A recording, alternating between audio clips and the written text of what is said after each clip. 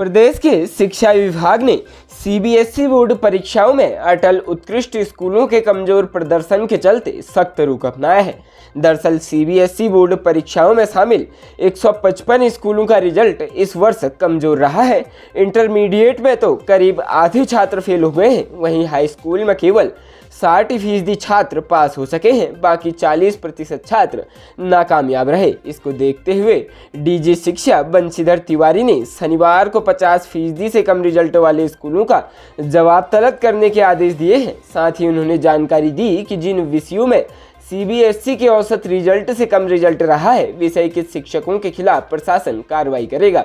इसके साथ ही इस साल अटल स्कूलों में गर्मियों की छुट्टियां भी रद्द कर दी गई है। डीजी शिक्षा के मुताबिक जिन छात्रों की कंपार्टमेंट आई है, उन विषयों के शिक्षक नियमित रूप से स्कूल आकर छात्रों को अंक सुधार परीक्षा के लिए तैयार करेंगे, जिससे शिक्षकों की गर्मियों की छुट्टियां रद्द हो गई है।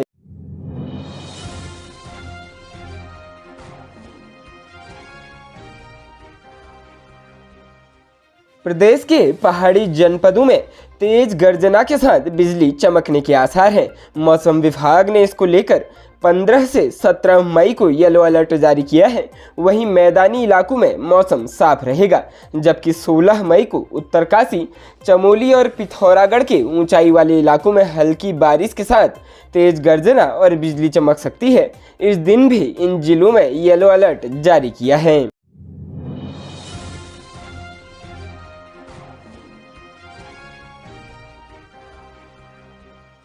प्रदेश में मुख्य सचिव डॉक्टर एस संधू ने आज पत्रकारों से मुखातिब होते हुए कहा कि नैनीताल को जोड़ने वाली रोपवे योजना को तैयार कर लिया गया है। जल्द ही नैनीताल, भीमताल, नौकुचिया ताल, सात ताल को रोपवे से जोड़ा जाएगा। साथ ही उन्होंने कहा कि हाईकोर्ट शिफ्टिंग को शासन स्तर पर तैयारियां पूरी कर ली गई है। पत्रकारों से बातचीत में डॉक्टर संधू ने कहा कि नैनीताल से हाईकोर्ट शिफ्टिंग को लेकर शासन स्तर पर तैयारियां पूरी हो गई है। इसके लिए भूमि समेत अन्य प्रस्ताव केंद्र को भेज दिए गए हैं। जल्द ही अग्रिम कार्रवाई अमल में लाई जाएगी। मुख्य सचिव डॉक्टर संधू ने कहा कि नैनीताल में पर्यटन की अपार संभावनाएं हैं, लेकिन ट्रैफिक प्रमुख समस्या है। उन्होंने कहा कि काठगोदाम से नैनीताल को जोड़ने वाली रोपवे योजना को तैयार कर लिया गया है। जल्द ही इसे प्रभावी किया जाएगा, जिससे अनावश्यक यातायात से निजात मिलेगी।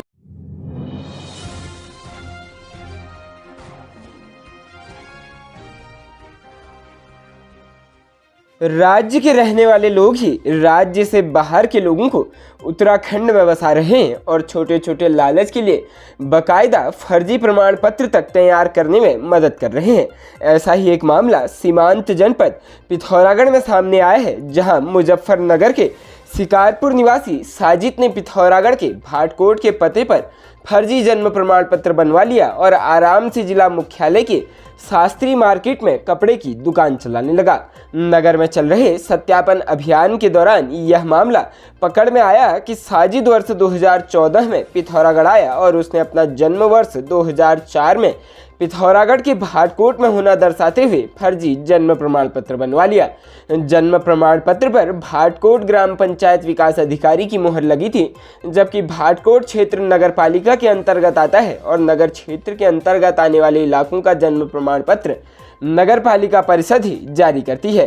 शक होने पर जांच की तो फिर राज खुल गया कि उसे गैस कनेक्शन के लिए जन्म प्रमाण पत्र की जरूरत पड़ी थी और उसने गांधी चौक में सब्जी की दुकान चलाने वाले अपने मित्र फहीम से संपर्क किया तो फहीम ने उसे विमल नाम के युवक से मिलाया था। बहरहाल उप जिलाधिकारी सदर अनुराग आर्य ने बताया कि फर्जी जन्म प्रमाण पत्र बनाने के मामले में कोतवाली पुलिस को मुकदमा दर्ज करने के निर्देश दिए गए हैं और फर्जी जन्म प्रमाण पत्र बनवाने में मदद करने वाले 2 और लोगों के खिलाफ भी मुकदमा दर्ज कराया जाएगा।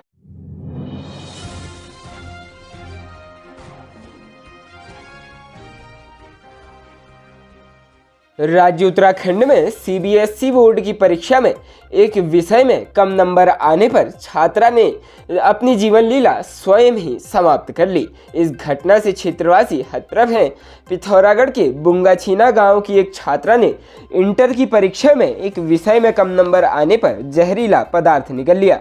उसने उपचार के दौरान जिला अस्पताल में दम तोड़ दिया। इस हादसे से छात्रा के परिजनों से लेकर स्कूल के शिक्षक सभी स्तब्ध हैं। प्रभारी थानाध्यक्ष प्रकाश पांडे ने बताया कि बुंगाछीना क्षेत्र की एक छात्रा ने गणित विषय में कम नंबर आने पर शुक्रवार को जहरीले पदार्थ का सेवन कर लिया। जहरीले पदार्थ निकलने के बाद परिजन उपचार के लिए उसे जिला अस्पताल ले गए।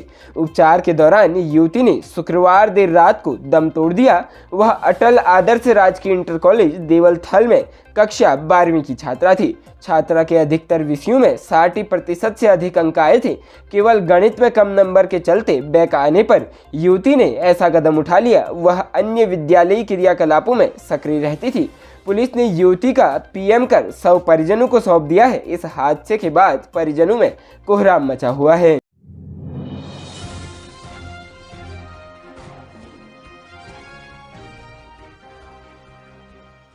राज्य उत्तराखंड के जनपद उत्तरकाशी में शनिवार को चिन्यालीसौड़ प्रखंड की ग्राम पंचायत बड़ी मड़ी में घास काटने गई एक महिला को गुलदार ने हमला कर मौत के घाट उतार दिया। ग्रामीणों द्वारा घटना की सूचना जिला आपदा परिचालन केंद्र उत्तरकाशी को दी।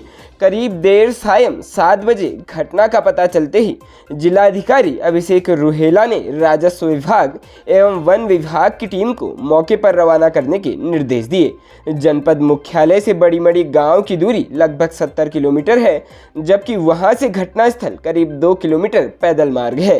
राजस्व वन विभाग की टीम घटनास्थल पर पहुंच चुकी थी और शव का पंचनामा भरकर बॉडी को रिकवर कर नीचे लाया जा रहा है।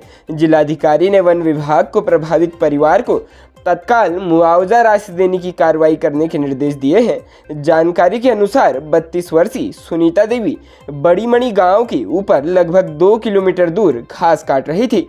तभी अचानक गुलदार ने हमला कर मौत के घाट उतार दिया।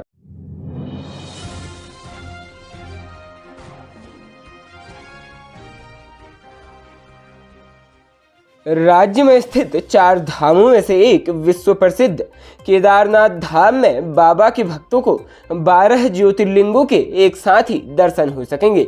यहां मंदिर के पीछे भव्य शिव उद्यान का निर्माण किया जाएगा। साथ ही संग्रहालय भी बनेगा जिसमें केदारपुरी के इतिहास से जुड़ी प्राचीन वस्तुएं और साहित्य संग्रहित होगा। मास्टर प्लान के तहत पुनर्निर्माण के तीसरे चरण में ये सभी प्रस्तावित कार्य होने हैं जिनकी डीपीआर तैयार की जा रही है। मास्टर प्लान के तहत पुनर्निर्माण के तीसरे चरण में केदारनाथ मंदिर के पीछे भव्य शिव उद्यान बनाया जाएगा। उद्यान मंदिर के पीछे स्थापित दिव्य शिला के समीप से होकर आदि गुरु शंकराचार्य समाधि स्थल तक बनेगा। यहाँ भगवान के 12 ज्योतिर्लिंगों के चित्र और उनकी महत्ता के बारे में जानकारी मिलेगी।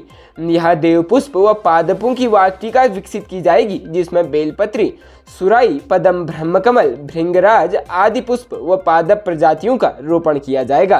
तीसरे चरण में संग्रहालय भी बनाया जाएगा। इसमें पंचकेदार के साथ ही भगवान शिव के मंदिरों से जुड़ी जानकारी उपलब्ध होगी।